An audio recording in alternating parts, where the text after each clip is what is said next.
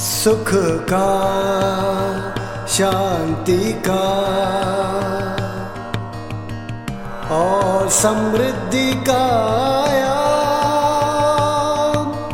है उमंग आयाम,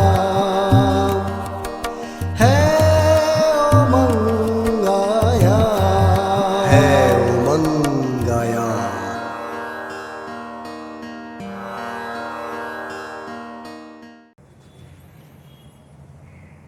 आप सभी को नमस्ते। मैं शिखर उमंगायाम से। आज का जो सब्जेक्ट है वो है द लॉ ऑफ कंपैशन। पहले पार्ट में हमने समझा था द लॉ ऑफ सिमेट्री, कैसे अपनी सिमेट्री को उस सुप्रीम सिमेट्री के साथ में मैच करना है, यह हमने सीखा था। दूसरे पार्ट में हमने सीखा था द लॉ ऑफ कंसिस्टेंसी, कैसे अपनी चाहत को पाने के लिए अपने पाथवे को लगातार कंटिन्यूएशन में कैसे करना है, उन सारे लॉज को डिटेल में हमने समझा था। अब इस पूरे प्रोसेस को एक ऊर्जा की ज़रूरत होती है, एक मोमेंटम की ज़रूरत होती है, एक एक्सिलरेटेड मोमेंटम की ज़रूरत होती है। तो एक्सिलरेट करने के लिए आज का तीसरा नियम है द लॉ ऑफ कंपैशन। आपने केमिस्ट्री में पढ़ा होगा कि किसी भी केमिकल रिएक्शन की रफ्तार को बढ़ाने के लिए उसमें कैटेलाइजिंग एजेंट ऐड किया जाता है ताकि प्रोडक्शन बहुत जल्दी हो जाए। ऐसे ही जो हमारी जर्नी है लाइफ ट्रांसफॉर्मेशन की, उसकी रफ्तार को डायनामिक करने के लिए, उसकी रफ्तार को बढ़ाने के लिए हमारे सिस्टम में सबसे पावरफुल कैटेलाइजिंग एजेंट है जिसका नाम है कंपैशन, भावनाएं। और हमारे कंपैशन एंड भावनाओं का जो सेंटर है वो है हमारा हृदय यानी कि हार्ट। हमारा हार्ट बहुत ही संवेदनशील होता है, बहुत ही सेंसिटिवली ये इंटरेक्ट करता है बाहर के इन्वायरमेंट को और हमारे भीतर के इन्वायरमेंट को। आप जो भी परसीव करते हैं एक्टिवली या पैसिवली, इससे आपके हार्ट रेट पर फर्क पड़ता है। आपकी हार्ट रेट रिदमिक भी हो सकती है, अरिदमिक भी हो सकती है। ये निर्भर करता है कि आप बाहर की परिस्थितियों को और भीतर का जो इन्वायरमेंट है, भीतरी परिस्थितियों को कैसे परसीव कर रहे हैं, ये बहुत इम्पॉर्टेंट है। अगर आपका परसेप्शन, ग्रहण करने की जो आपकी काबिलियत है, एबिलिटी है, अगर वो रिदमिक महसूस कराती है तो आपके हार्ट रेट में एक कंपोजिशन होगी, एक तालमेल होगा, एक संयोजन होगा। अगर आपका परसेप्शन या परसीविंग एबिलिटी अगर अरिदमिक है, आप नेगेटिवली परसीव करते हैं, ज़्यादा से ज़्यादा आपके ट्रिगर्स और पैटर्न्स अगर नेगेटिव हैं, शिकायती स्वभाव है अगर आपका चित्त, तो आपके उस परसेप्शन की वजह से, वो अरिदमिक इन्वायरमेंट को परसीव करने की वजह से आपके भीतर हार्ट रेट में डिकम्पोजिशन आती है।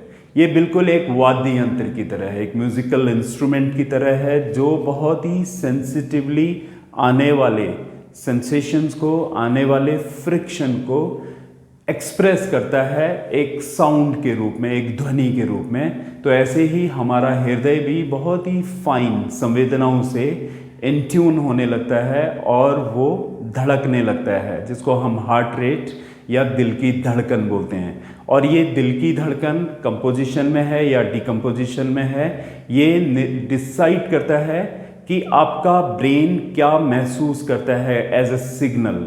ब्रेन आपके बारे में या आपके चारों तरफ के बारे में जो भी संकेत लेता है वो आपके हार्ट के रिदम के आधार पर लेता है।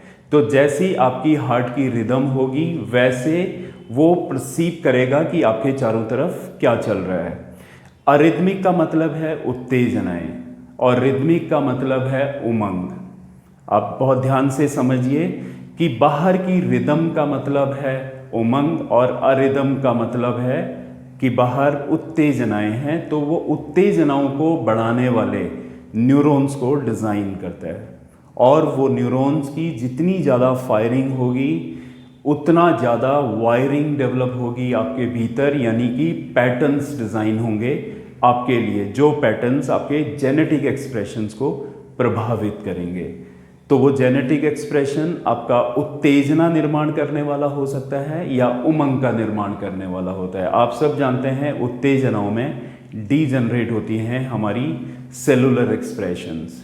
और जब आप उमंग में होते हैं तो ग्रोथ हार्मोन्स बिल्ड होते हैं, यानी कि जेनेटिक एक्सप्रेशन ऐसे सेल्स का निर्माण करता है जो ग्रोथ में मददगार होते हैं। तो बहुत ध्यान से समझिए, तो आपका हार्ट रेट कैसे परसीव कर रहा है और कैसे ये कंपोजिशन में आ रहा है, इस पर आपका पूरा फोकस होना चाहिए।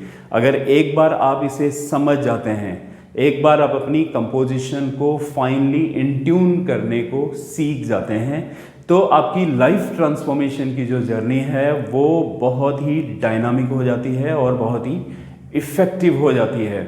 तो अपने हार्ट रेट को कैसे रिदमिक करें, क्योंकि बाहर का इन्वायरमेंट ज़रूरी नहीं आपके हिसाब से हो, परिस्थितियों पर हमारा कोई नियंत्रण नहीं हो सकता। हाँ, जितना नियंत्रण है बहुत ही अच्छा आपका इन्वायरमेंट हो, आप जिस स्पेस में रहते हैं, जिस स्पेस में आप काम करते हैं वो बहुत ही सुंदर हो, बहुत ही हारमोनियस हो, बहुत अच्छा सुगंधित हो, अच्छी फ्रीक्वेंसीज को रेडिएट करने वाला हो, इतना आप कर सकते हैं। इसके अलावा बाकी चीज़ें जो एडवर्स सिचुएशंस हैं, कंडीशंस हैं, उस पर आपका कोई नियंत्रण नहीं है, तो उस पर बिना बात के ऊर्जा खर्च ना करें।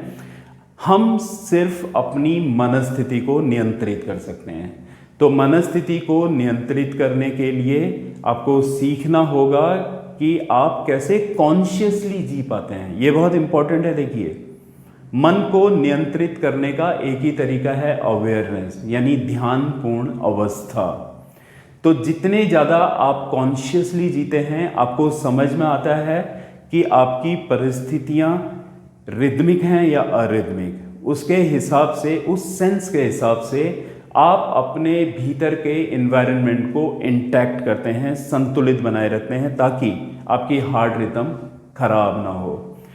आपके अंदर शिकायती भाव अगर ना हो, शिकायती भाव के पैटर्न्स ना हो और अहोभाव के पैटर्न्स हों, ग्रेटिट्यूड के पैटर्न्स हों, तो हर संभावित परिस्थिति के लिए आप एक ग्रेटिट्यूड को एक्सप्रेस करेंगे। तो ग्रेटिट्यूड में आपकी हार्ट की रिदम हमेशा कंपोजिशन में होती है, ये ध्यान रखें।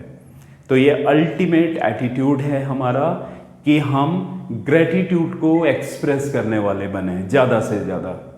तो इस तरीके से आप अपनी रिफाइनिंग कर सकते हैं हार्ट रेट को।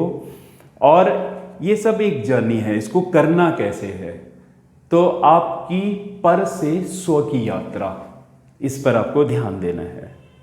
पर से स्व की यात्रा यानी आप अपना सेल्फ सेंट्रिक, अपने पर अगर आप होश को ले आते हैं। आपने जनरली देखा होगा कि हमारा जो मन होता है वो ज़्यादातर पर होता है, यानी बाहर की तरफ होता है, या तो पास्ट में होगा या फ्यूचर में होगा या किसी और पर होगा।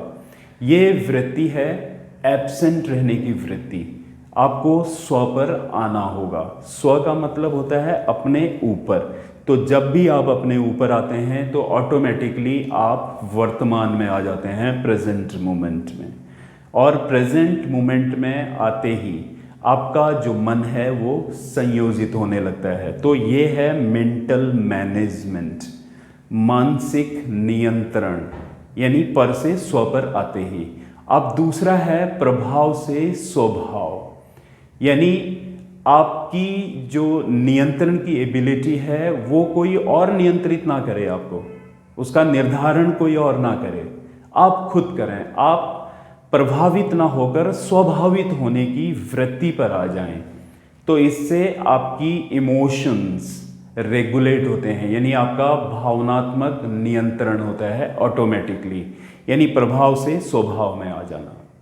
ये जर्नी, ये है सॉल्यूशन। और तीसरा है कि आपके जो कर्म हैं, यानी जो एक्शंस हैं, यानी फिजिकली जो भी आप कर्म करते हैं वो असहज ना हो, वो सहज हो, इसका ध्यान रखा जाना चाहिए। तो असहज कर्म से सहज कर्म में आने की जो आपका निर्णय है, ऐसे आने से आपका फिजिकल मैनेजमेंट इंटैक्ट होता है, यानी जो शारीरिक नियंत्रण है वो समन्वय में आता है, संतुलन में आता है। तो ये ओवरऑल 3 स्टेप्स हैं। इन 3 स्टेप्स को एडॉप्ट करने से आपका द लॉ ऑफ कंपैशन है वो बहुत ही डायनामिकली एक्सेलरेट होता है, फंक्शनल होता है, जो आपकी यात्रा को, जिसमें मैंने कहा था जीवन रूपांतरण की जो यात्रा है उसको एक्सेलरेट करता है, उसको डायनामिक इफ़ेक्ट्स देता है उस रिजल्ट में। तो आप इस जर्नी को स्टेप बाय स्टेप आगे बढ़ाएं और अपने जीवन में अपने स्वास्थ्य को अच्छा करें, अपनी संपन्नता को अच्छी करें और अपने रिलेशनशिप को हेल्दी बनाएं। आप सबका जीवन संपन्न हो, समृद्ध हो, सुखी से परिपूर्ण हो और आप सबका चित्त शांत हो। इन्हीं शुभकामनाओं के साथ में आप सभी का हार्दिक अभिनंदन।